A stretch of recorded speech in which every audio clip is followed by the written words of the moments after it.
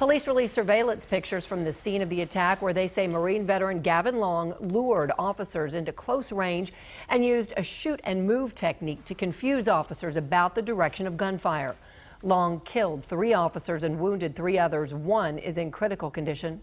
His attack was ended by a SWAT team sharpshooter who's now being credited with saving officers' lives. Police went into detail about how this all unfolded, and Fox 4's James Rose is in Baton Rouge now with a closer look. James. Well, Heather, as you can see behind me, the crime scene has been lifted, and if you look over there, you'll see a memorial that continues to grow for the officers that were killed and those that are still healing in the hospital. But as for the news conference earlier today, I got to tell you, it was a powerfully emotional one, very informative, and we learned a lot of information. In fact, city leaders said they actually felt like tensions were beginning to ease in Baton Rouge because they had not made a single arrest in 6 days.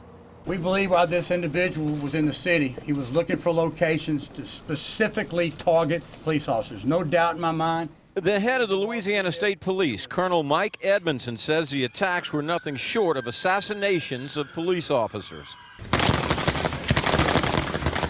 From passerby's cell phone video, you can hear the barrage of gunfire.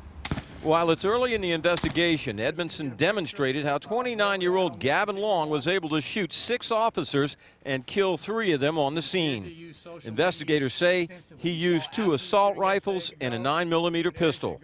Edmondson says Long used the element of surprise. He's sitting in his car. When he comes back out, he shoots the deputy in the car. East Baton Rouge Parish Sheriff Sid Gautreaux describes the courage and heroism of one of his deputies as he tried to save the life of a wounded police officer. My deputy went down fighting. He returned fire to the very end. He was laying on a prone position, returning fire. We could actually see in the video the bullets that were hitting the concrete around him. Baton Rouge Police Chief Carl Dabadie's SWAT team killed Long with 1 shot from more than 100 yards away. I could not be more proud of my SWAT team. We've been questioned for the last 3 or 4 weeks about our militarized tactics and our militarized law enforcement.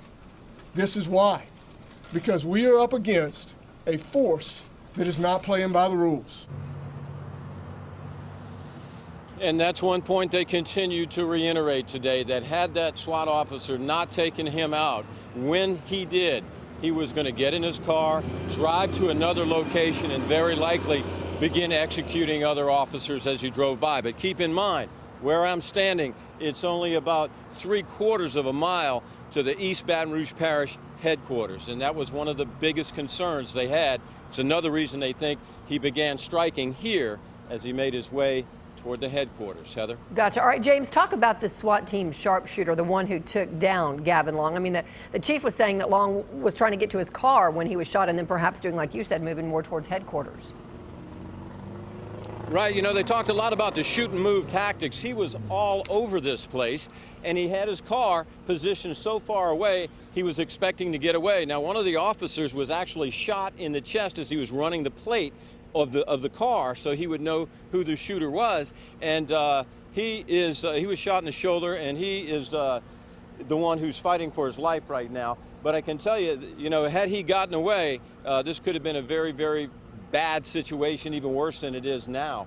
And they said, indeed, it was a shot well over 100 yards where they were able to take out Long and kill him right there on the scene.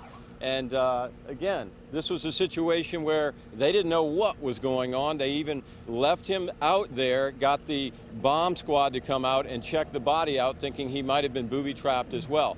But today, for the first time, they did a really good job of explaining how it is this man was able to shoot 6 Baton Rouge police officers and sheriff deputies as they rolled up on the scene. And another thing very commendable is just how quickly those SWAT members responded to this scene. Keep in mind, the whole thing only went on for about 4 or 5 minutes. And for that SWAT officer to have been in place and have enough presence of mind to know what was going on and what he had to do, and he took the shot, and it probably saved an awful lot of lives, Heather. Well, he was trained and did it. All right, James Rose, appreciate your coverage from Baton Rouge. Thank you.